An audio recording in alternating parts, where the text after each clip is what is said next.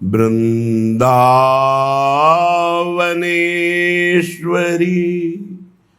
तवैव पदारविन्दम्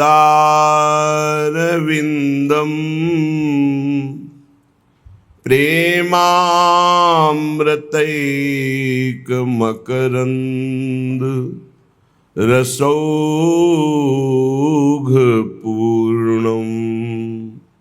हृद्यर्पितं मधुपते स्मरतापमोग्रम्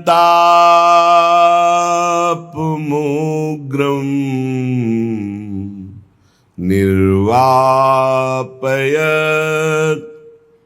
परमशीतलमाश्रयामि निर्वापयत्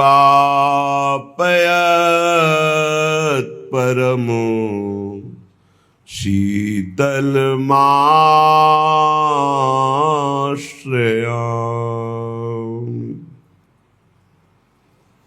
गौरश्याम अंग दृग लाग्यो और न सूझे मोही जारंग ऐनक नैन में तारंग सूझे सोही। हमारे नेत्रों में सिर्फ प्रियालाल की रूप माधुरी ही झलकती है, अन्य की कोई जगह ही नहीं रह गई।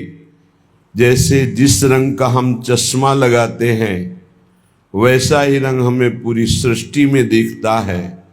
ऐसे श्री ललित किशोरी जी कह रहे हैं हमारे नेत्रों में श्री गौर श्याम विराजमान है। गौर श्याम अंग दृग लाग्यो और न सूझे मोही। मेरे नेत्र तो गौर श्याम के अंग में सदैव आसक्त होकर लगे हुए, मुझे और कुछ दिखाई ही नहीं दे रहा। कैसे? जारंग ऐनक नैन में तारंग सूझे सोही। जैसा चश्मा आंख में लगा होता है वैसा ही रंग दिखाई देता है।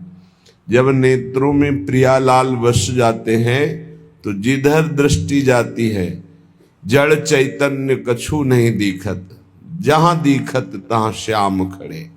जिधर दृष्टि जाती है अपना प्रीतम दिखाई देता है। आगे वो कह रहे हैं नैनन राधा बैनन राधा सैनन राधा कृतनिध राधा कानन राधा तानन राधा भानन राधा हितवित राधा। दुख में राधा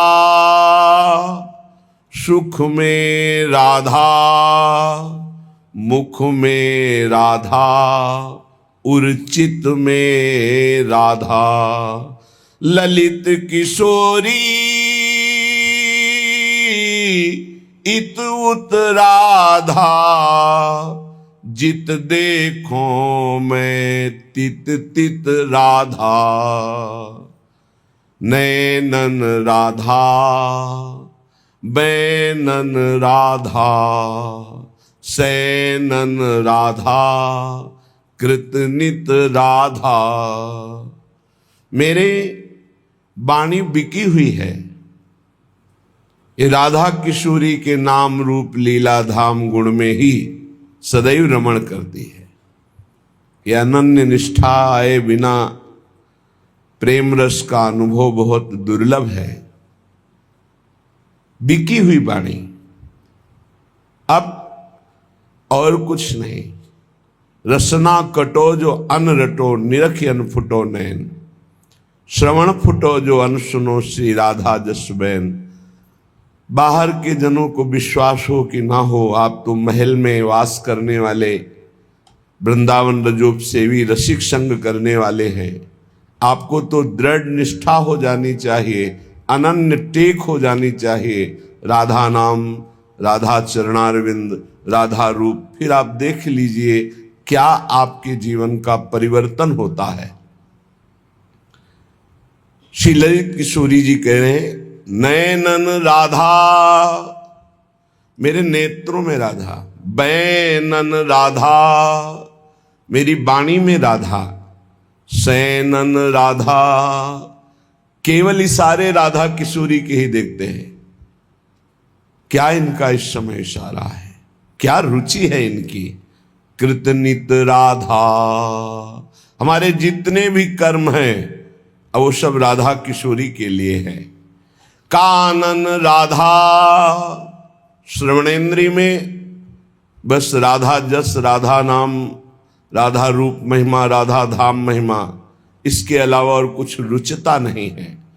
तानन राधा, जब हम गान आलापते हैं तो राधा नाम का, विविध ध्वनियों में विविध भावों से हम राधा नाम का दुलार करते हैं। तानन राधा,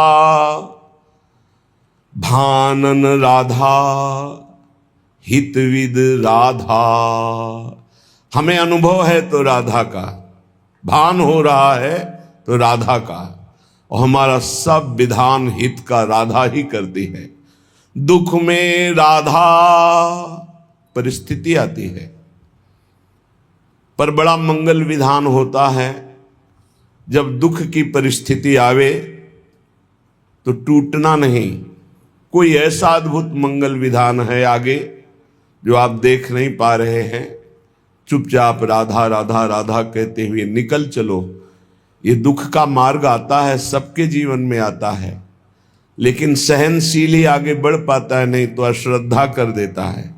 अश्रद्धा करने से प्रभु में कोई फर्क नहीं पड़ता, आप में फर्क पड़ जाएगा। यदि श्रद्धा करके दुख भोगते हुए निकल जाओगे तो आगे की जो फसल है बहुत जोर की आनंद देने वाली है। दुख में राधा, सुख में राधा। अगर सुख है, तुम्हें लौकिक संपत्ति प्राप्त हो रही, तुम्हारी मनोकामनाएं पूर्ण हो रही, तो भूल मत जाना ये सब यहीं धरा रह जाएगा। तुम्हारा बैंक बैलेंस, तुम्हारी जमीन, तुम्हारा परिवार, तुम्हारा यश कीर्ति प्रतिष्ठा, ये तुम्हारे साथ जाने वाला नहीं। इसलिए सुख में फूल मत जाना, अहम मत कर लेना कि प्यारी जी के चरणों का विस्मरण हो जाए, ऐसा ना हो। दुख में राधा, सुख में राधा, मुख में राधा, उर्चित में राधा। हमारे हृदय में, हमारे चित्त में और हमारे मुख में राधा ही राधा। ये अनन्यता बहुत बड़ी सिद्धि है। ललित किशोरी उत राधा, जित देखूं मैं तित तित राधा। ललित किशोरी जी कह रहे, मैं जिधर देखती हूं मेरी स्वामिनी दिखाई देती, जिधर दृष्टि जाती है मंद मंद मुस्कुराती हुई अनंत बिजलियों की सी कांति गोरे चरणारविंद में रचा हुआ महावर, अपने प्रीतम को गलबहियां दे हुए गैंदनी की भांत मलकती हुई हमारी प्यारी जो आ रही। पद रज तज किम आस करत हो, जोग यज्ञ जप साधा की। सुमिरत होत सुख आनंदती, जर न रहित दुख बाधा की। ललित किशोरी शरण सदा रहु, शोभा सिंधु अगाधा की। परब्रह्म गावत जाको जग, झारत चरण रेणु श्री राधा की। आहा, कितना बढ़िया सौभाग्य मिल गया है कि राधा किशोरी के चरणों की शरणागति और उनकी कृपा, उनकी चरण रेणु में रहने का सौभाग्य। उनके चरण आश्रित हैं, गर्व से हम कह सकते हैं हम श्री श्यामा जी के बल अभिमानी। अब हमको जोग से, यज्ञ से, विविध प्रकार के अनुष्ठानों से कुछ प्राप्त नहीं करना। मुख में राधा और चित्त में राधा, राधा राधा राधा, इसी से सब हो जाएगा। हे अज्ञानी जीव, जिनका धर्म में प्रवेश नहीं है तो वैदिक सिद्धांतों की बात क्या, जहां वेद भी नेति नेति कहते हैं, उस प्रेम की बात क्या जानेंगे, और प्रेम समुद्र का सार श्री राधा किशोरी को क्या जानेंगे। जब तक श्री जी की निज परिकर का संग नहीं, तब तक ये रंग नहीं समझ में आएगा। सुमिरत होत सुख आनंद अति, जर न रहत दुख बाधा की। जो सदैव राधा राधा राधा ऐसा सुमिरन करते हैं, एक दिन अद्भुत आनंद और दुख की जड़ ही खत्म हो जाती है। आवागमन जिस अविद्या के कारण, जिस अहंकार के कारण होता है, स्वामिनी जी की कृपा से वो नष्ट हो जाता है। ललित किशोरी शरण सदा रहो, शोभा सिंधु अगाधा की। परब्रह्म गावत जाको जग, झारत चरण रेणु राधा की। परब्रह्म परमात्मा भगवान श्री कृष्ण, हमारी प्यारी जो यहां से पधारेंगी तो सोहनी करते हैं, पुष्पों के पावड़े डालते हैं, जिनकी चरण रेणु झारते हैं, स्वयं परब्रह्म परमात्मा जिनका नाम जपते हैं, जस गाते हैं, उन राधा की जो शरण में है और राधा नाम गाते हैं, अपार आनंद की प्राप्ति। दुख का जड़, दुख की जड़ क्या है? अविद्या, देहाभिमान, अज्ञान, इसी का नाश हो जाता है। दुख नाम की चीज नहीं रह जाती। विश्वास कीजिए, जिस समय हृदय राधा कृपा कटाक्ष से भर जाता है। इसलिए उपासक को सदैव नाम जप करते हुए प्यारे जू की शरण में रहना चाहिए। ले ही ना जुगल नाम, जाने नहीं श्यामा श्याम।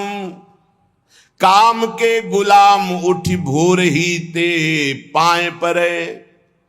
संतन को संग नाही, को रस रंग नाही। ही में उमंग नाही, वृंदावन कुंज डरे। कबहू न जाए चली देखिबे को रूपवर। भौंक वो ई करे नित कूकर से पौर रे। ललित किशोरी प्रिय प्रसाद हो न पावे जे। राम करे सारे ऐसे सपने न दृष्टि परे। ललित किशोरी जी कहते हैं, जिनकी जिह्वा पे जुगल नाम नहीं है, जो श्यामा श्याम का परिचय नहीं जानते हैं, एक मन बुद्धि इनकी बात है। माया प्रकृति काम क्रोध लोभ मोह मद मत्सर भोग वासना, सब एक शब्द में सब कह दिया। बोले ये सुबह से लेकर शाम तक कामनाओं में दौड़ते रहते हैं, भोग वासनाओं की सुख बुद्धि रख करके दौड़ते रहते हैं। ऐसे लोग हमारी कभी दृष्टि में न पड़े। हे प्रभु, जो आपका नाम जप नहीं करते, आपसे संबंध नहीं रखते, आपका परिचय नहीं जानते। संतन को संग नाही, को रस रंग नाही। जो संतों का संग नहीं करते, जिनमें किसी भी प्रकार का भाव भक्ति नहीं है, न दास्य है, न सख्य है, न वात्सल्य है, न कांता है, न सहचरी भाव है। ही में उमंग नाही, वृंदावन कुंज डरे। हृदय में उनके उमंग नहीं कि चलो वृंदावन चलते, रजरानी में लोट लगाएंगे, परिक्रमा देंगे, सत्संग सुनेंगे, नाम कीर्तन नाम जप करके जीवन कृतार्थ करेंगे। कब हूं न जाए चली देखिबे को रूपवर। कभी पैरों से चल करे नहीं, चलो राधा रमण जू के दर्शन करते हैं, राधा वल्लभ जू के, बाके बिहारी जू के। भौंक वो ई करे नित कूकर से पौर अरे। बस व्यर्थ की बातें बोलते रहते हैं, और जैसे दूसरे के टुकड़े के लिए कुत्ता ललचाता रहता है, ऐसे दूसरे शरीरों के भोग के लिए ललचाते रहते हैं। ललित किशोरी प्रिय प्रसाद हो न पावे जो अपने प्रिया प्रीतम का प्रसाद कभी नहीं पाया, कभी कृपा कटाक्ष नहीं पाया, सुमिरन में नहीं लगे, संतों का संग नहीं किया तो राम करे सारे ऐसे सपने न दृष्टि परे। कोई भी हो, हे भगवान ऐसी कृपा करो कि ऐसे लोगों का संग स्वप्न में भी न हो जो आपसे विमुख है। भगवत सन्मुखता और भगवत प्रेम प्राप्ति के लिए ये महापुरुषों ने 7 सूत्र बताए हैं। पहला है, ये सब में होना चाहिए, चाहे वो गृहस्थ हो चाहे विरक्त। भोगों में वैराग्य की स्थिति, अगर ये नहीं तो यहीं से सब फेल है। ज्ञान वही सार्थक होता है जो शास्त्र से सुना गया, पढ़ा गया, संतों से सुना गया, उस ज्ञान का प्रयोग किया जाए। जब हम श्रद्धा पूर्वक श्रवण करते हैं, शास्त्र पठन करते हैं, सत्संग सुनते हैं तो हमें ज्ञान होता है। तो श्रद्धावान लभते ज्ञानम तत्परा संयतेन्द्रिया। उस ज्ञान जानकारी का फल हुआ कि हम अपनी इंद्रियों को संयमन करें, इंद्रियों को जो भोगों की तरफ जा रहे हैं उनसे हटाएं, भोगों से वैराग्य धारण करें। गृहस्थ में है तो धर्मयुक्त भोग, विरक्त में है तो सर्वस्व भोग का त्याग करे, एकमात्र भगवत प्राप्ति। भोगों से वैराग्य बहुत, यही पहले ही सूत्र में सब ढेर हो जाते हैं। भक्ति, ज्ञान, अष्टांग योग, कर्म योग, जितने भी योग हैं ये सब वैराग्य की नींव पर टिके हुए हैं। अगर वैराग्य नहीं है,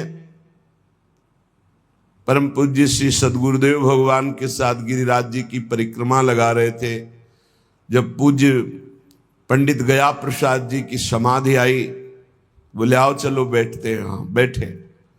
बोले जानते हो इनके हृदय में इस कोटि की स्थिति कैसे आई? जो 43-45 वर्ष की अवस्था में वैराग्य धारण कर रहे हैं और इस कोटि के महात्मा की सचल गिरिराज जी कहे गए, ऐसा जानते हो क्यों हुआ? कम समय में बहुत ऊंचाई प्राप्त की। बोले वैराग्य। गुरुदेव भगवान कहते वैराग्य।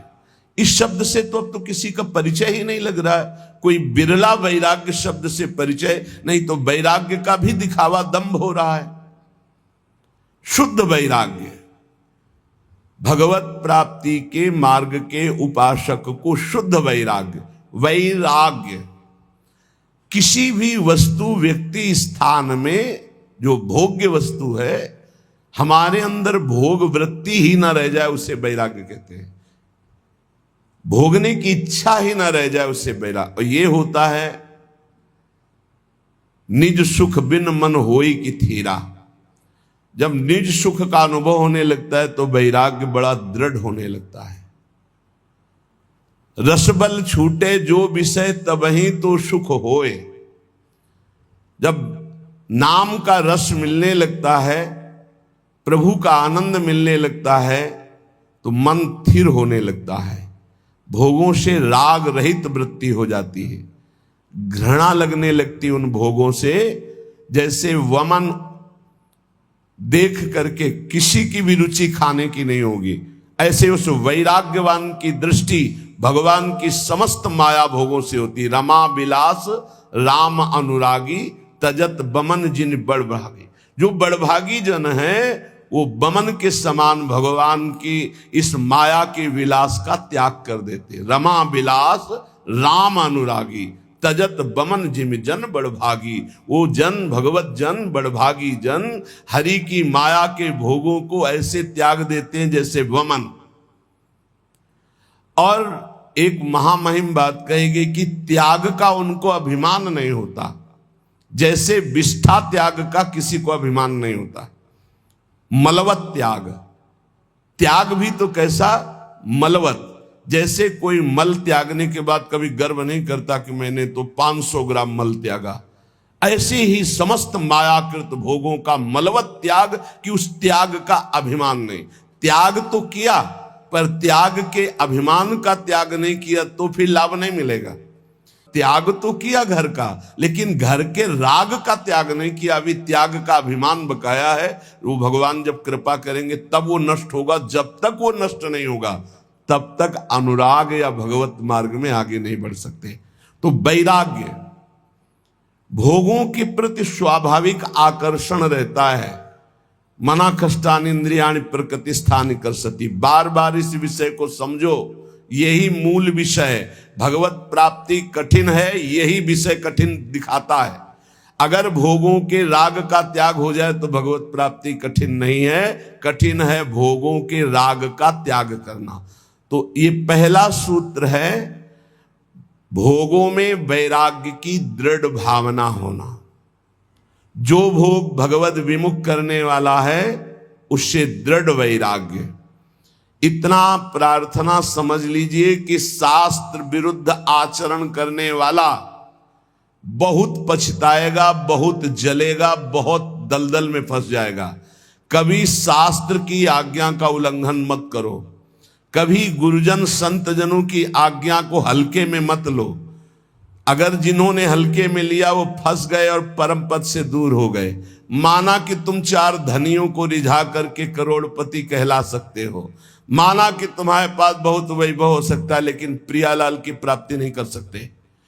जो शास्त्र और संत और गुरुजनों के वचनों की अवहेलना करते, हल्के में लेते हैं, वो इस माया से पार नहीं। हल्के अरे तो बोलते रहते हैं और अपने मन की लगा के करते हो, जरूर फेल हो जाते हैं एक दिन।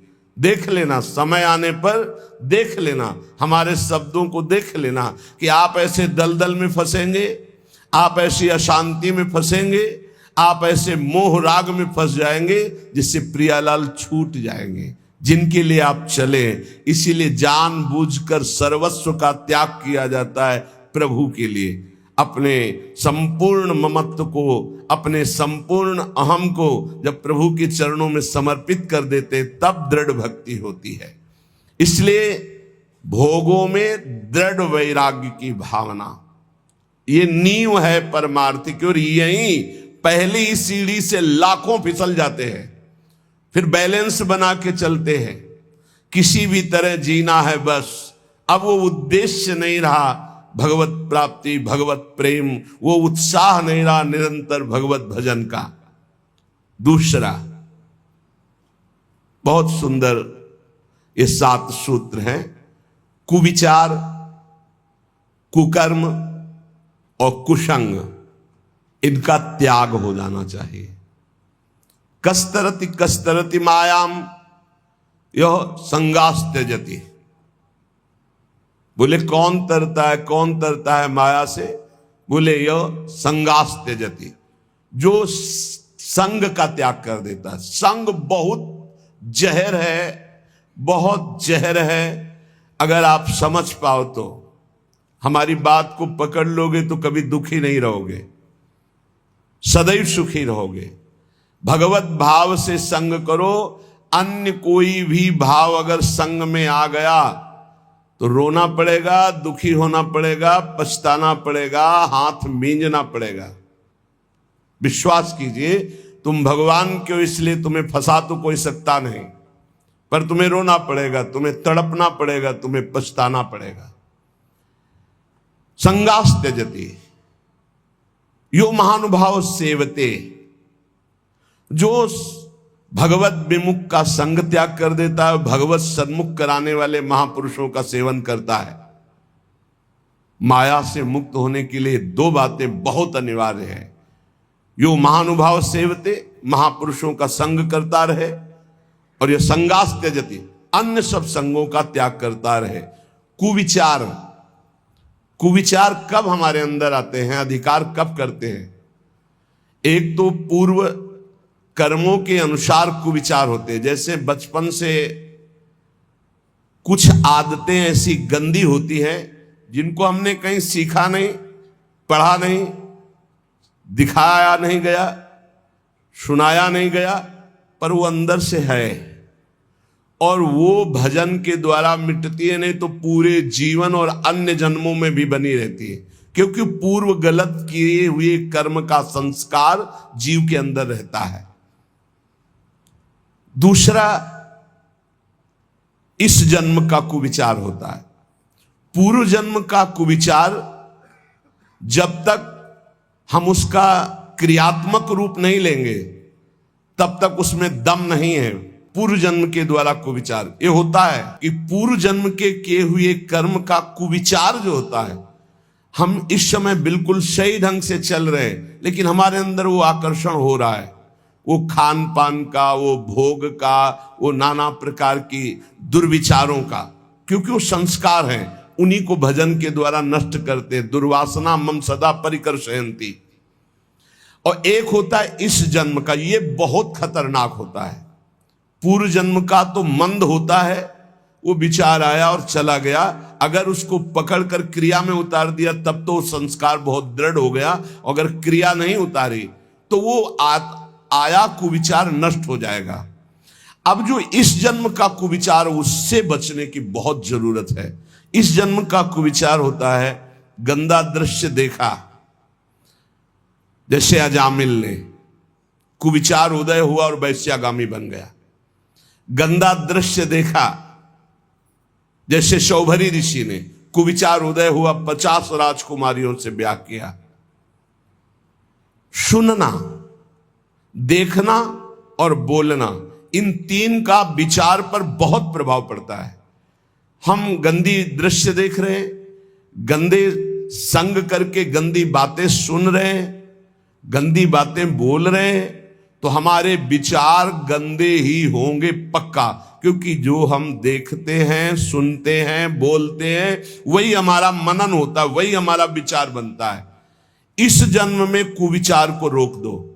पूर्व जन्म के संस्कार रूप कुविचार जो आता है, वो तटस्थ भूमिका रखी जाए, साक्षी भाव, वो अपने आप नष्ट हो जाएंगे क्योंकि भजन चल रहा है। लेकिन इस जन्म का कुविचार ना होने पावे, कोई दृश्य देखकर मोबाइल आदि से या प्राकृतिक दृश्यों को ऐसे जो हमारी भोग वासना को बढ़ाए, कोई ऐसी बात सुनकर या ऐसी चर्चा करके जो हमारे विचारों को मलिन कर दे, इस पर बहुत सावधान रहना चाहिए साधक को। तो दूसरा है कुविचार का त्याग और कुकर्म का त्याग। कर्म, सुकर्म और कुकर्म होते हैं। जैसे मति वैसे ही कर्म होते हैं। जहां सुमति होती है वहां सुकर्म होते हैं, और जहां कुमति होती है वहां कुविचार और कुकर्म होते हैं। कुमति किसे कहते हैं? जो शास्त्र संत भगवद विमुख मति है, वो कुमति है। और जहां कुमति तहां विपत्ति निदाना। जहां कुमति है वहां विपत्ति ही विपत्ति, पापाचरण का फल दुख, विपत्ति, संकट, चिंता, शोक, भय। और जहां सुमति तहां संपत्ति नाना। जहां सुमति होती है वहां सत्कर्म बनते हैं, और जहां शुभ कर्म सत्कर्म बनते हैं वहां सुख, शांति, बहुत विश्राम स्थिति, आनंदमय रहती है। तो कुकर्म ना होने पावे। शास्त्र विरुद्ध, गुरु आज्ञा के विरुद्ध, संत जनों की आज्ञा के विरुद्ध जो कर्म होते हैं उन्हें कुकर्म कहते हैं। बहुत तरह के होते हैं। जिनको शास्त्र मना करते हैं वो आचरण कुकर्म होगा, भले आप उसको बहुत सजा कर करें। और इसी में कुविचार, कुकर्म और कुसंग।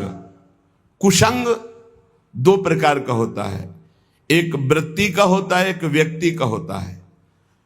व्यक्ति का कुसंग उतना हानिकारक नहीं हो सकता जितना वृत्ति का कुसंग होता है। व्यक्ति तो कुछ देर मिला, अपना रंग डाला, चला गया, लेकिन वृत्ति हमारी अच्छी है तो वो रंग चढ़ेगा नहीं। जो रहीम उत्तम प्रकृति का कर सकत कुसंग, चंदन विष व्यापत नहीं लपटे रहत भुजंग। लेकिन जो वृत्ति का कुसंग है, अंदर जो हमारे गलत बात चल रही, गलत कामना चल रही, भोग भोगने की इच्छा का विचार चल रहा है, वो बहुत खतरनाक है। उपासक को अंदर की वृत्ति और बाहर के व्यक्ति, कुसंग हो रहा है बाहर से, इसकी पहचान हम कैसे जाने कि कुसंग हो रहा है? जिस वस्तु व्यक्ति स्थान के संसर्ग में आने से प्रभु का विस्मरण हो जाए और इंद्रिया मन चलायमान होकर गलत आचरणों में उतर जाए, उसे कुसंग कहते हैं। जिस वस्तु व्यक्ति स्थान के संसर्ग में आने से भगवत स्मृति जागृत हो जाए, भगवान के लिए हमारा हृदय व्याकुल हो जाए, उससे सत्संग कहते हैं। कुमार्गगामी वृत्तियों का त्याग करके भगवत मार्ग में चलने का नवीन उत्साह जागृत हो जाए, उसे सत्संग कहते हैं। और भगवान से विमुख होकर के भोग वासनाओं में हमारी वृत्तियां उतर जाएं, भगवान का विस्मरण हो जाए, उसे कुसंग कहते हैं। तो पहला है विषयों में दृढ़ वैराग्य की भावना, भोगों में दृढ़ वैराग्य। दूसरा है कुविचार, कुकर्म और कुसंग का त्याग संपूर्णतया। तीसरा, विषय चिंतन के लिए समय ही ना दिया जाए, निरंतर भगवत चिंतन किया जाए। ऐसे भजन का तार जोड़ दो कि खाली समय ही ना रहे कि कोई विषय चिंतन घुस जाए। ये वायरस है, वायरस पूरा डेटा उड़ा देगा तुम्हारे चिंतन का, तुम्हारी भक्ति का पूरा डेटा उड़ा देगा। ऐसा वायरस है कुचिंतन। बाहर से आरती कर रहे हैं, अंदर से विषय भोग की चिंता चल रही है। बाहर से फूल अर्पित कर रहे हैं, अंदर से विषय चिंतन चल रहा है। ये है पूरा डेटा उड़ा दिया। बाहर से क्रिया भागवतिक हो रही, अंदर से चिंतन बिल्कुल बर्बाद। जिनका चिंतन भागवतिक चलता है, मुख प्रसन्न तन तेज विराजा, उनका मुख में प्रसन्नता होगी, शरीर में तेज होगा। क्योंकि भगवान नाम जपने से पाप नष्ट होते हैं, पाप नष्ट होते ही स्वाभाविक तेज प्रकाशित होने लगता है। विषय चिंतन का समय ही ना दिया जाए। हर समय नाम जप, लीला कथा गायन श्रवण, अपने पास इतने अभ्यास के साधन हैं, एक क्षण भी खाली नहीं। पक्का समझ लीजिए, जब मंत्र में मन न लगे, नाम जप शुरू कर दो, राधा वल्लभ श्री हरिवंश, राधा वल्लभ श्री हरिवंश। इसमें भी मन न लगे, राधा राधा राधा। अब इसमें भी मन नहीं लगा, तुरंत चतुरासी जी में आ जाओ, कोई पद गुनगुनाने लगो। हमको अभ्यास ऐसा करना है कि विषय चिंतन का समय ही नहीं देना। विषय चिंतन इतना प्रभावशाली है कि जहां वो चलने लगेगा तो भजन रोक देगा, और अगर भजन चलता रहा तो विषय चिंतन के लिए जगह नहीं है। विषय चिंतन हुआ, खतरा मोल ले लिया। कहा हनुमंत विपत्ति प्रभु सोई। कौन सी विपत्ति? हनुमान जी के मत में दुख विपत्ति क्या है? ये नहीं कि कोई अव्यवस्था हो गई, हमारी मानी हुई सुख संपत्ति खो गई तो ये विपत्ति है, नहीं। हनुमान जी के मत में नहीं।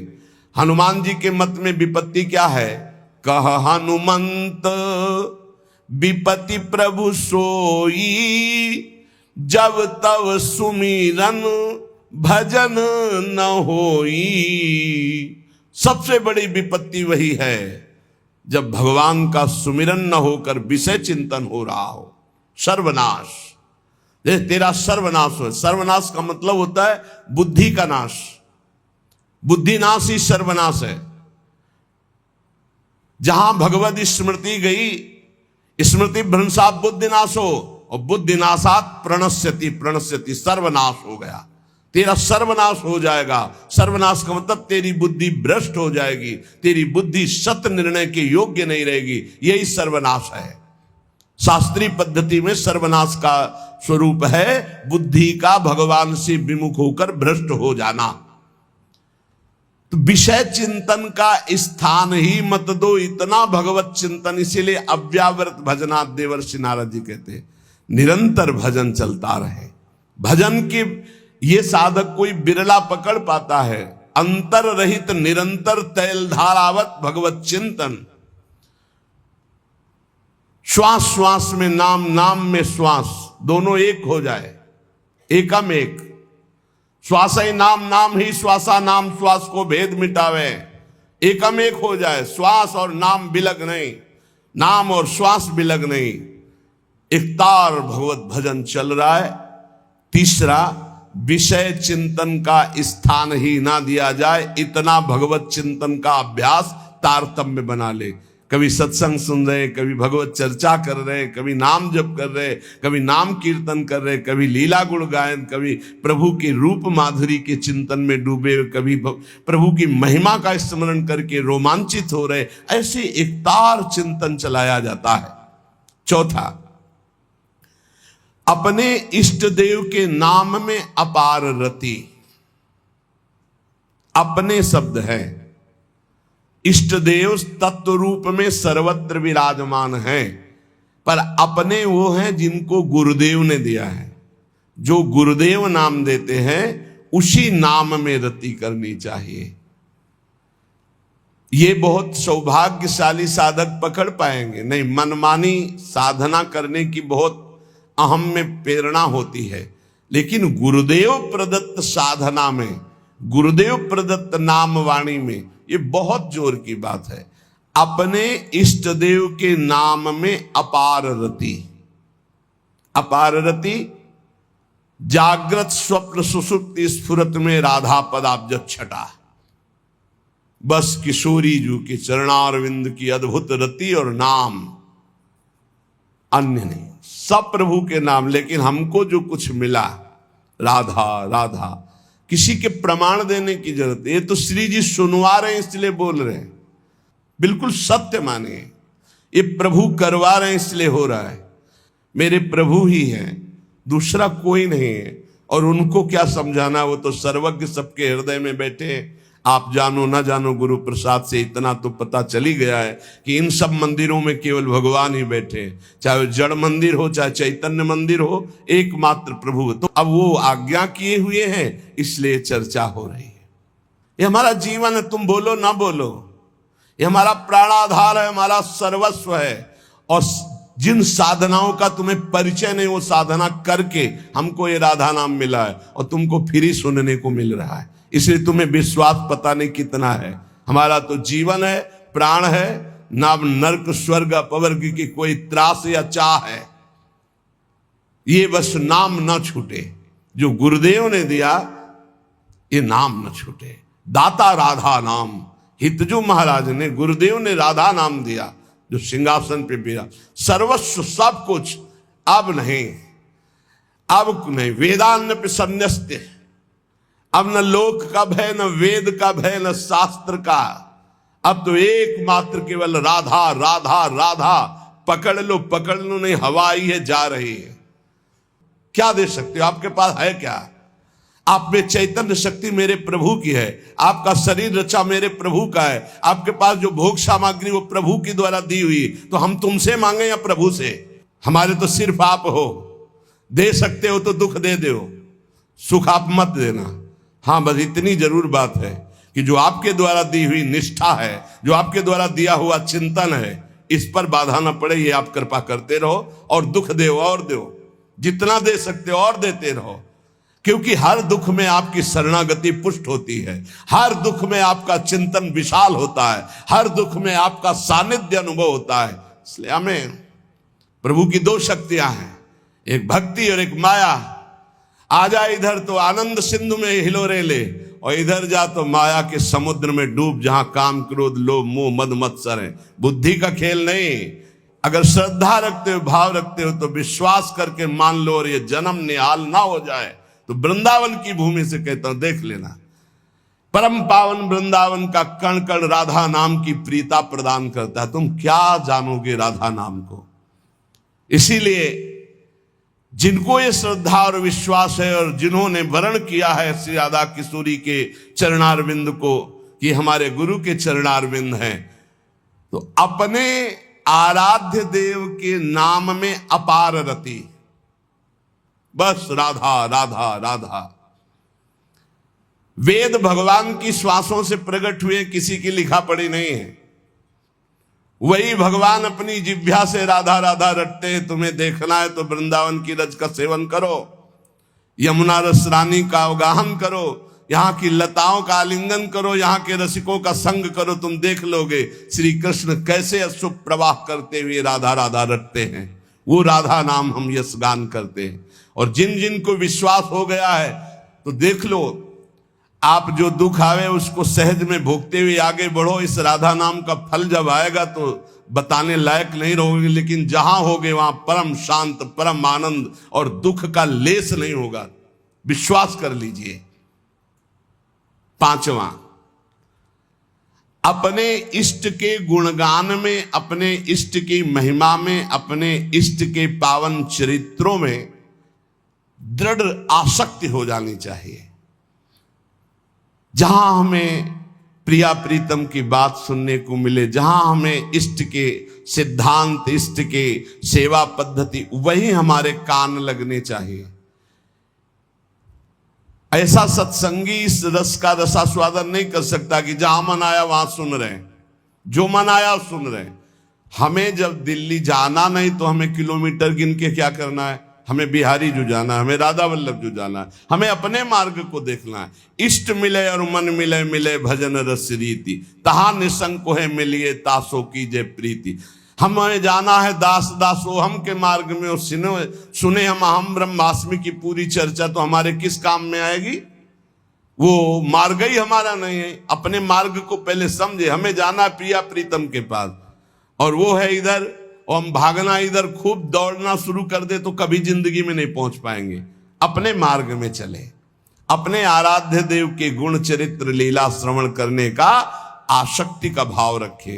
प्रियालाल की जहां जहां पिय की बात सुने खोजत तिन गयनन, इधर इस रास्ते में चलने पे प्रियालाल का यश सुनने को मिलेगा। उसी रास्ते में भागता हुआ जा रहा है, प्रियालाल की चर्चा सुनने को मिलेगी। छठवां, सत्संग और स्वाध्याय। सत्संग उसी संत का, आप जिसकी आराधना करते हैं उसकी आराधना में परिपक्व स्थिति उसकी हो, सत्संग तभी लाभ देगा। जहां अर्थ की प्रधानता करके भगवत चर्चा की जाती है, मान प्रतिष्ठा की प्रधानता करके भगवत चर्चा की जाती है, उस भगवत चर्चा का प्रभाव नहीं पड़ता है, बिल्कुल नहीं पड़ता है। वो ऐसा प्रभाव पड़ सकता है कि आप भी सुन करके वही बात सुना दे, नहीं।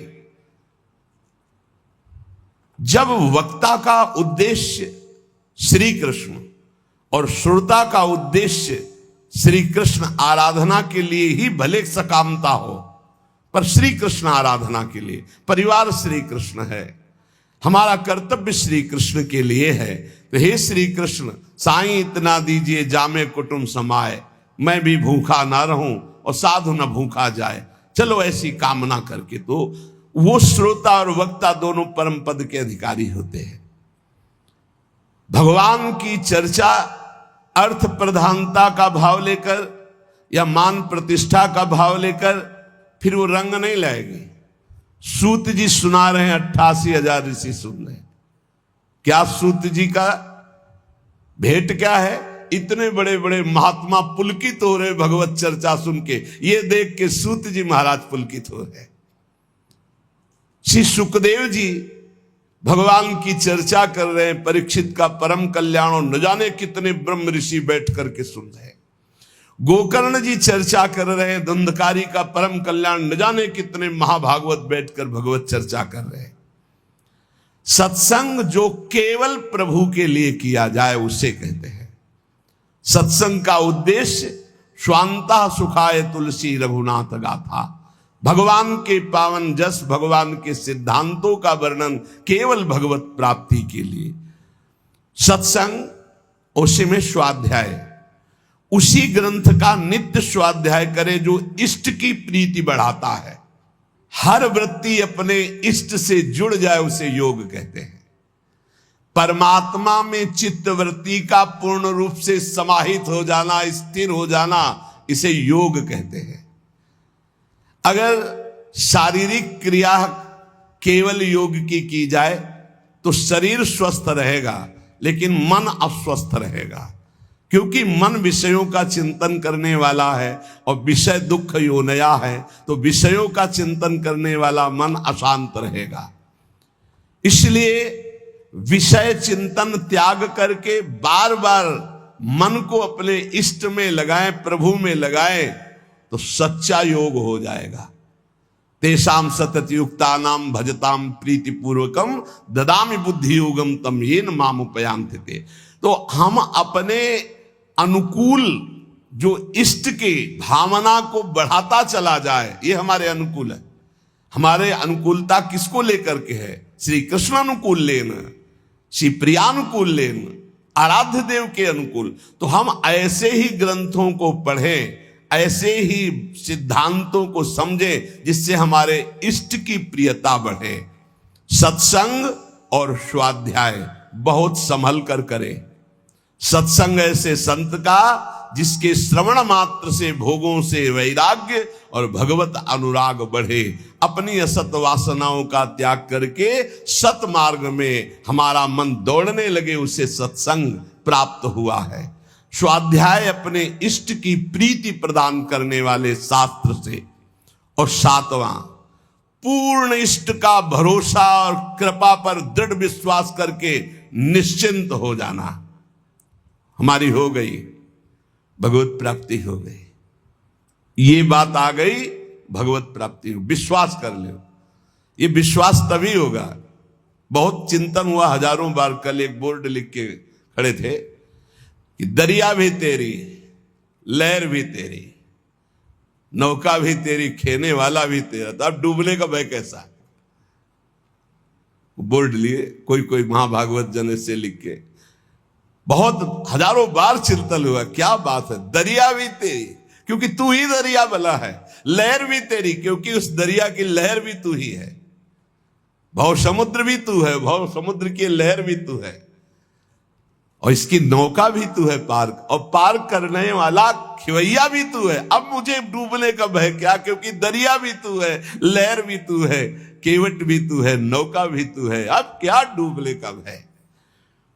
दृढ़ विश्वास, हमारा काम हो गया, भगवान की शरण मिल गई। ये बहुत बड़ी बात है। बड़ी बड़ी समस्याओं को ऐसे चट से हटते देखा है दृढ़ विश्वास में। पक्का, बिन विश्वास भगत नहीं ते बिन द्रवहीन राम, राम कृपा बिन सपन्यु जीवन लह विश्राम। दृढ़ विश्वास अपने आराध्य देव पर बहुत बड़ी है, इसीलिए सातवां सूत्र आखिरी, दृढ़ विश्वास अपने इष्ट देव का। हम पर अपार कृपा है, हमारे प्रभु निश्चित कृपा करके भगवत प्राप्ति करें, निश्चित। अब हमें कोई डर नहीं, अपने प्रियाजू के भरोसे पे हो जाना, ये दृढ़ बात है। भोगों से वैराग्य की दृढ़ भावना। दूसरा, कुविचार, कुकर्म, कुसंग का त्याग। तीसरा, विषय चिंतन की गुंजाइश ही ना रह जाए, ऐसे भगवत चिंतन का एक तार नाम जप, मंत्र जप, रूप लीला आदि का चिंतन। चौथा, अपने इष्ट देव का ही नाम जप। पांचवा, अपने इष्ट देव का ही गुणगान, लीला चरित्र आदि में निरंतर श्रवण कथन आदि। छठवां, सत्संग और स्वाध्याय इष्ट प्रीति बढ़ाने वाला। सातवां, भगवत कृपा में दृढ़ विश्वास, दृढ़ भरोसा अपने इष्ट का, इसी जन्म में निश्चित भगवत प्राप्ति हो जाएगी, ये इष्ट के भरोसे से। हमें चिंतन उसका नहीं करना पड़ता जो सबसे ज्यादा प्यारा होता है, उसका कभी चिंतन नहीं करना पड़ता, स्वाभाविक चिंतन होता है। जैसे शरीर, शरीर का कौन बैठकर ध्यान करता है, कौन नाम जप करता है, कौन चेष्टा करता है शरीर, और कब भूलता है? कभी नहीं भूलता। पूज्य श्री भाई जी हनुमान प्रसाद पोद्दार जी महाराज के वचन, जो सबसे बढ़कर प्रिय होता है उसकी स्मृति करनी नहीं पड़ती, स्वाभाविक होती। जैसे शरीर की, शरीर की इतनी प्रियता बढ़ गई है कि इसको हम कभी नहीं भूलते। मैं में इसको हमने समाहित कर लिया, मैं शरीर हूं, ये जपते नहीं है, स्मृति में हर समय बना रहता है। सब लोग बैठे हो देख लो, ज्ञान की बातें करने की बात अलग की कि मैं शरीर नहीं, में पांच भौतिक ढांचा है, लेकिन अंदर से देखो, अंदर से पूरा शरीर राग बैठा हुआ, मैं ही आरोपित हो गया शरीर में, अंतःकरण में मैं ही आरोपित हो गया। लेकिन प्यारे तुम भूल कर रहे हो, जो शरीर का भी आधार है वो प्राण, और जो प्राणों का आधार है वो आत्मा, और जो सबकी आत्मा है वही परमात्मा है, वही ईश्वर है। लेकिन उसकी तो स्मृति नहीं हो रही। शरीर का आधार प्राण, प्राणों को भी जो प्रकाशित कर रहा है वो कौन? आत्म तत्व। और जो सबकी आत्मा है वो कौन? बोले श्री कृष्ण, श्री हरि, प्रभु। तो क्या प्रभु की ऐसी स्मृति चलती जैसी शरीर की स्मृति? कभी हम भूलते नहीं, कभी हम स्मरण करने का प्रयास नहीं करते, हर समय स्मृति में रहता शरीर, क्योंकि बहुत प्यारा है। और इतना प्यारा है कि इसे मैं से हमने जोड़ लिया, मैं स्त्री मैं पुरुष, बस इसी में राग शरीर में। और जिससे हमारा स्मृति का तार जुड़ता है उससे अलग होना बड़ा भयभीत कर देने वाला विषय होता है, बड़ा भयभीत। भूल करके भी कभी किसी से अपनापन न करे, बहुत बहुत खतरनाक अपनापन होता है। अपनापन का नाटक करते करते अपनापन हो जाता है। झूठा खेले साचा होए, झूठ से भी किसी से ये न कहे कि हम तुम्हें बहुत प्यार करते हैं, झूठ से भी न कह ले, सच्ची हो जाएगा। और अगर किसी शरीर से प्यार हो गया तो बिछुड़ेगा पक्का, क्योंकि बिछुड़ने वाला, फिर तुम्हारी दशा क्या होगी, फिर तुम्हारा हालत क्या होगा। आकाश की तरफ भरत जी देखते हैं तो उनको चंद्रमा में भी अपना हिरन दिखाई देता है। भूमि में देखते हैं तो उन खुर जो बने होते हैं हिरन, उनकी रज ले लेकर छाती से लगाते हैं तो उनको शांति मिलती है। ये मेरे मृग शावक के चरण चिन्ह है। इतना प्यार, इतना अपनापन। तो इस शरीर से जो अपनापन हो गया वही तुम्हें भय दिखा रहा है मृत्यु का। अभी कल ही परसों एक प्रश्नकर्ता ने प्रश्न किया था, सब है सब, लेकिन एक भय है कि मरना है, अब उससे कैसे बचे? इससे कैसे? इससे गार्ड से नहीं बच सकते हो, अंग रक्षक रखने से नहीं बच सकते, नहीं बच सकते। अगर मृत्यु का संयोग अंग रक्षक से है तो तुम्हारा अंग रक्षक ही तुम्हें सूट कर देगा। अगर मृत्यु का संयोग है अंग रक्षक से तो जो तुम्हारा हर समय बॉडी गार्ड है ना, वही तुम्हें भूंज देगा। मृत्यु उसी के हाथ से मरवा देगी तुम्हें। और इतना प्रिय शरीर है कि मृत्यु की बात सुनते ही एक बार जैसे बिजली का करंट नहीं लगता, ऐसे मरना, अरे होश खराब हो जाते। देखो थोड़ी देर सोच के कि आज मरना है, कैसा लगेगा? बोले मरने से सब जगह मेरो मन आनंद। ओठ सूख जाएंगे, ओठ सूख जाएंगे कि तुम 5 दिन में मरने वाले हो, तुम्हारे ऐसा रोग है, ओठ सूख जाएंगे। हाँ, उसी के नहीं सूखेंगे जो पहले से मरा हुआ है। जीवित मर जाए उलट आप में समाये है दिलगिरी है। अपने इष्ट के लिए जिसने प्राणों को समर्पित कर दिया, अब उसको डर नहीं। हमें सबसे ज्यादा प्रिय देह और प्राण है। देह प्राण ते प्रिय कछु नाही, गोस्वामी तुलसीदास जी कह रहे। देह प्राण से बढ़कर कुछ प्रिय नहीं है, लेकिन उनसे भी जो परम प्रिय है वो भगवान है, क्योंकि देह और प्राण जिनसे संचलित हो रहे। राम देत नहीं बनत गुसाई, विश्वामित्र जी से दशरथ जी कह रहे देह प्राण से प्रिय कुछ नहीं, अभी कहो अभी प्राण दे दूं, लेकिन राम देते हुए नहीं। ये है महाभक्त की स्थिति। ले लो देह प्राण, अभी ले लो, पर राम जी को मैं। वशिष्ठ जी फिर उनको समझाते। यहां कह रहे जैसे कहा जाता है कि हमसे भजन नहीं होता। क्यों? शरीर का भजन करते हो कभी, लेकिन कभी भूलते भी नहीं हो, क्योंकि शरीर सबसे प्यारा।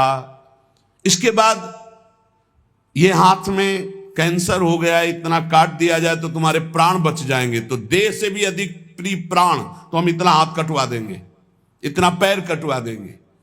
और प्राण से भी प्रिय आत्मा। जब आत्मग्लानि इतनी प्रकट हो जाती है किसी बात पर, तो अपने प्राणों का भी मोह छोड़ देता है और अपने शरीर और प्राणों का मोह छोड़कर वो मृत्यु का वरण करना चाहता है।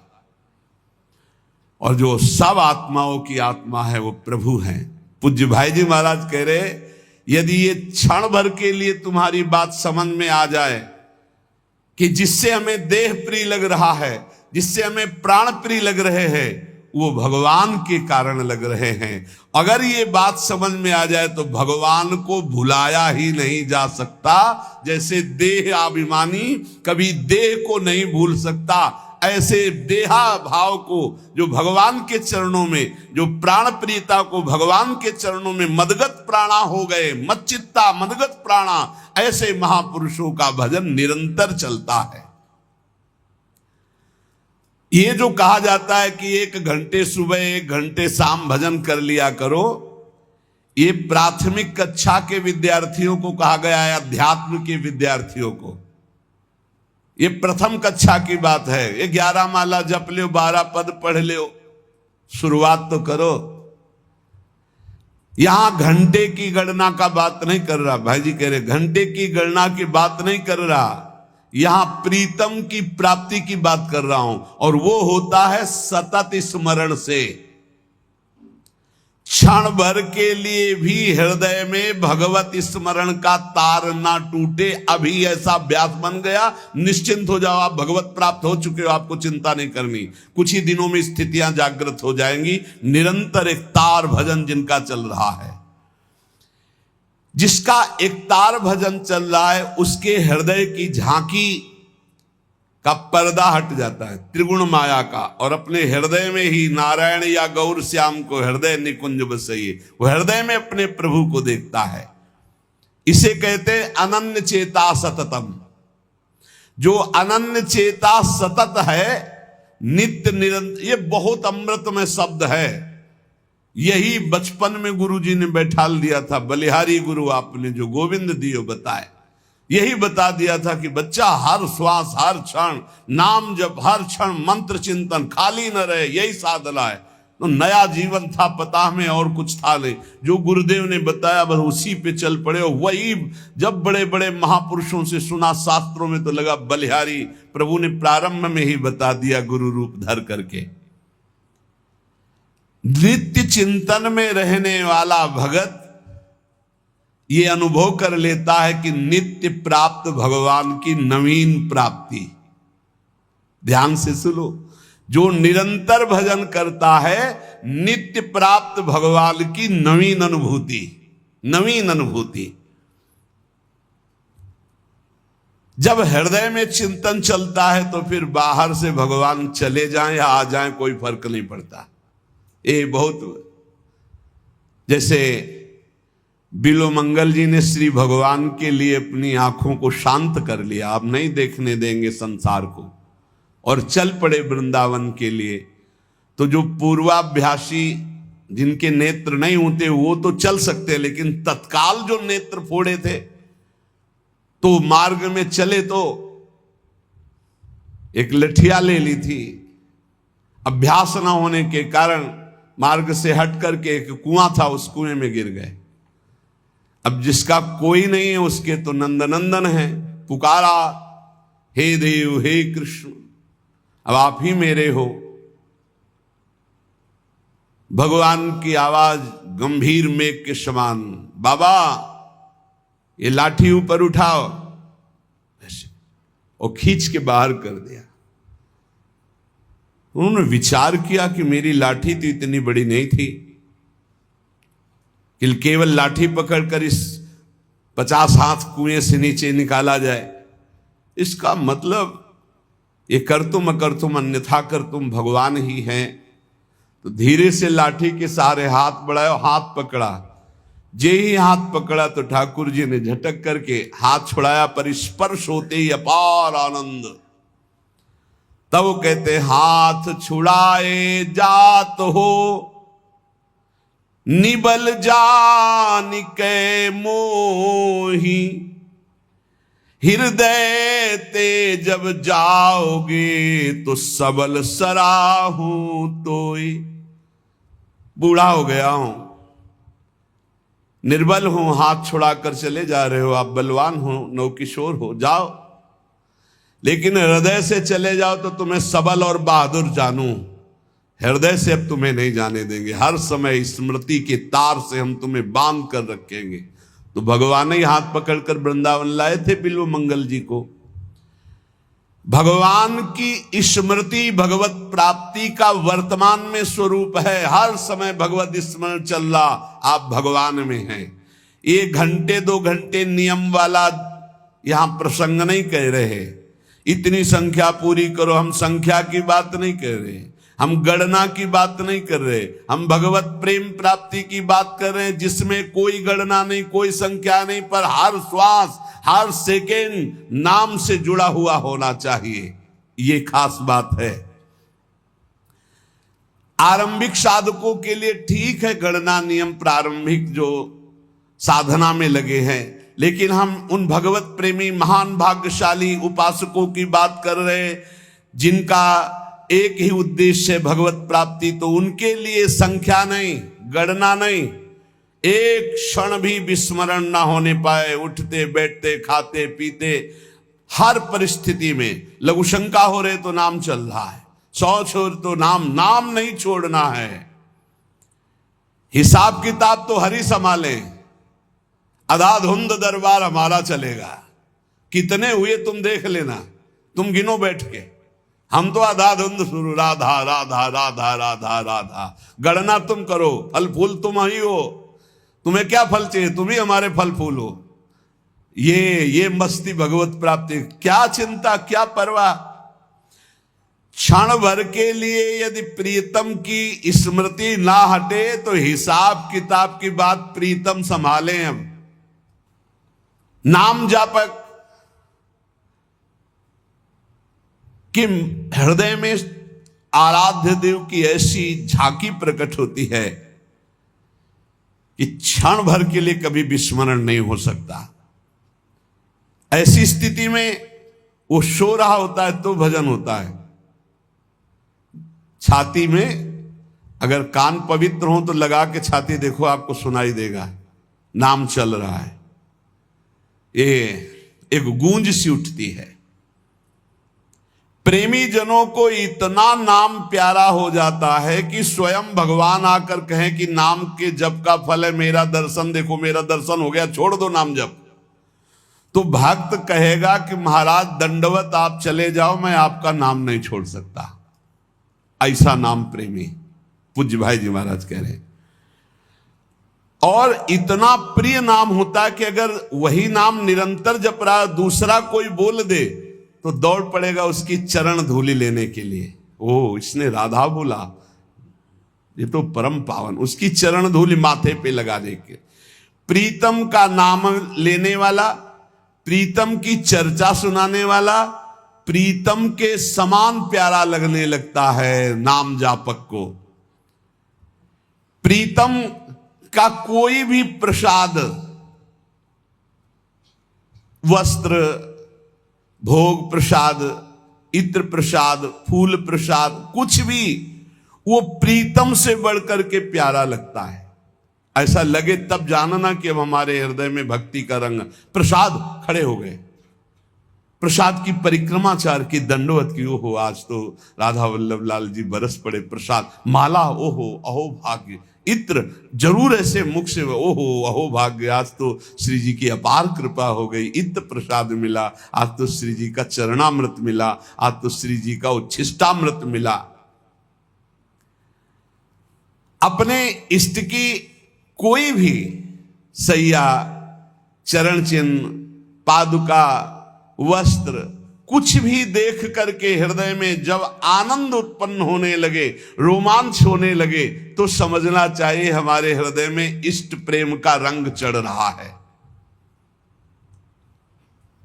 जब तक श्यामा श्याम हमारे परम प्रेमास्पद नहीं है, तभी तक ये बात कहनी पड़ती कि बहुत कठिन पड़ रहा है भजन करना। और जिस दिन श्यामा श्याम हमारे परम प्रेमास्पद होंगे, अपने आप जैसे प्राण धड़कते ना, ऐसे भजन होता, भजन करना नहीं पड़ता। फिर अब उसको हम लौकिक भाषा में ऐसा समझा दें कि जैसे बड़े मकानों में या होटलों में कुछ लिखा चलता रहता है ना बार बार, बस ऐसे चलता रहता है हृदय में, बार बार ऐसे चल रहा है, वो उसकी आंतरिक दृष्टि उसी में लगी हुई, बस न वो ठेलना, न कोई चेष्टा, न कोई माला, न कुछ, बस समझ ही नहीं सकते एक तो, वो चल रहा है, वो अंतर्मुख होकर उसे देख रहा है, हर समय चल रहा है, बार बार नाम, बार बार मंत्र। जब तक हमारे परम प्रेमास्पद श्यामा श्याम नहीं है तभी तक उनका स्मरण चिंतन ये बड़ा बोझा सा लग रहा है। और जिस शुभ घड़ी में हमारे हृदय में बात आ जाती है कि मेरे प्राण प्रीतम श्यामा श्याम, ये जहां अपनापन होता है तहां मन दौड़ पड़ता है, प्राण समर्पित हो जाते हैं, चित्त चिंतन करने लगता है। बहुत उत्तम। जो ना जी में प्रेम तो कीजय व्रत नेम, जब कंज मुख भूले तब संजम विसेखिए, आस नहीं पी की तब आसन ही बांधियत, और शासन के शासन को मूंदी पति पेखिए, नखते सिखा लो सब श्याममयी बाम भई, बाहर और भीतर न दूजो देव लेखिए, जोग कर मिले जो वियोग होई ब्रजपति को, जो न हरि होए तो ध्यान धरि देखिए। कह रहे जब तक हृदय में प्रीतम के प्रति प्रेम नहीं हुआ तभी तक ये व्रत संयम नियम ये सब, और जहां कंज मुख देखा, मुख कमल पर दृष्टि पड़ी तो नेत्र भौरे बने, बस हो गया काम। और ये तभी होगा जब आप निरंतर नाम जप करेंगे।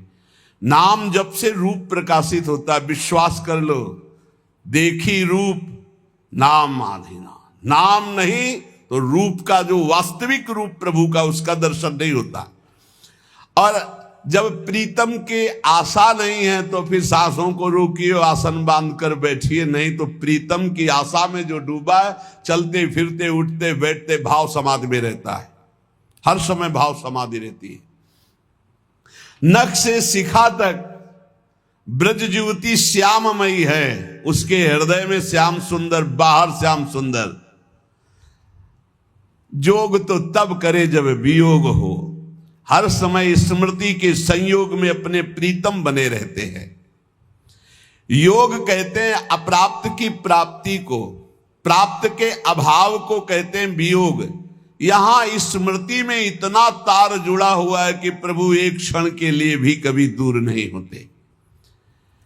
प्रीतम अनेक नहीं होते, प्रीतम एक ही होते हैं। और जब तक प्रीतम नहीं वरण हुआ तब तक अनेक होते रहते हैं, अनेक भाव, अनेक उपासना, अनेक रंग। और जब प्रीतम तो एक भरोसो, एक ही बल, एक ही आस, एक ही विश्वास मात्र अपने इष्ट से।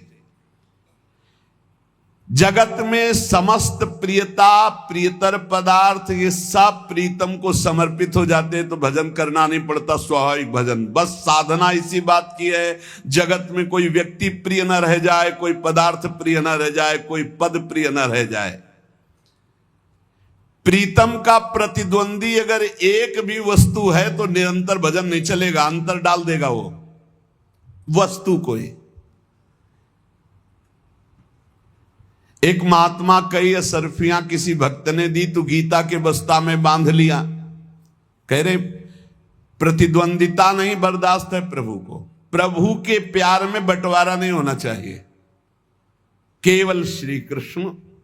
पूज्य राधा बाबा कहते हैं कि हमारे प्रभु में वैसे तो बहुत सब गुण समुद्र है, लेकिन मैंने देखा उनमें एक ये बात है कि वो दुशरिया पसंद नहीं करते, वो अनन्यता चाहते हैं, प्रतिद्वंदिता नहीं होनी चाहिए।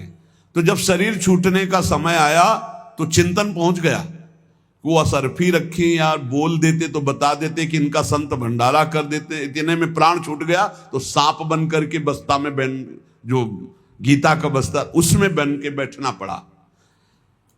प्रीतम की प्रतिद्वंदिता नहीं होनी चाहिए, कोई प्रभु से बढ़कर हमारे लिए प्रभु के समान नहीं होना चाहिए।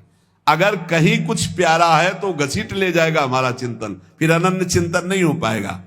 जब तक हृदय में प्रीतम का प्रतिद्वंदी भाव रहता है तब तक निरंतर भजन की संभावना भी नहीं है। इसीलिए उपासक जन उदासीन होकर सब वस्तु व्यक्ति से अपने चित्त को समेटकर प्रभु में लगा देते हैं।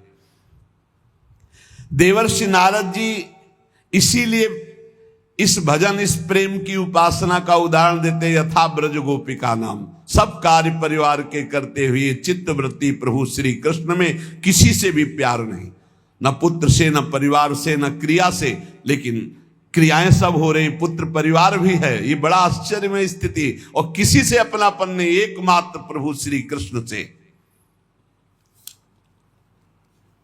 जिसके हृदय में प्राण प्रीतम प्रभु के लिए एकमात्र अपनापन रह जाता है, उसे सरग न चाहें अपबरग न चाहें, सुनो भुक्ति मुक्ति दो सो विरक्ति उर आने हम।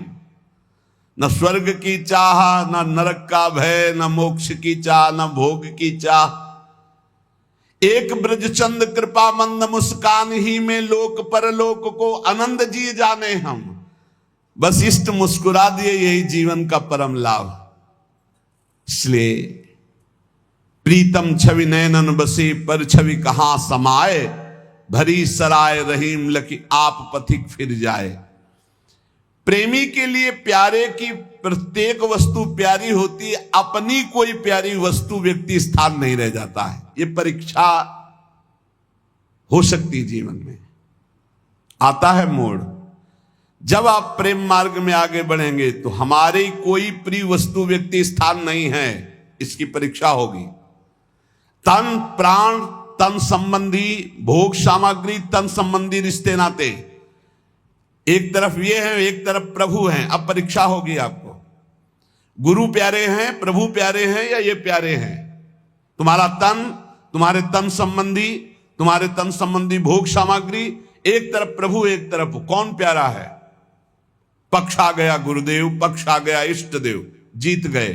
पक्ष आ गया संसार, हार गए, फिसल गए। प्रेमी के लिए प्यारे की प्रत्येक वस्तु प्यारी होती, अपने लिए कोई वस्तु, अपने लिए तन आदि, अपने लिए कोई भी संबंध आदि, उसके कोई प्यारे नहीं होते।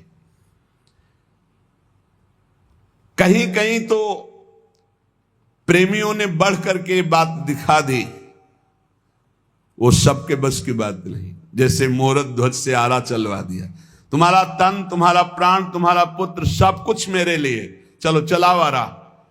पुत्र के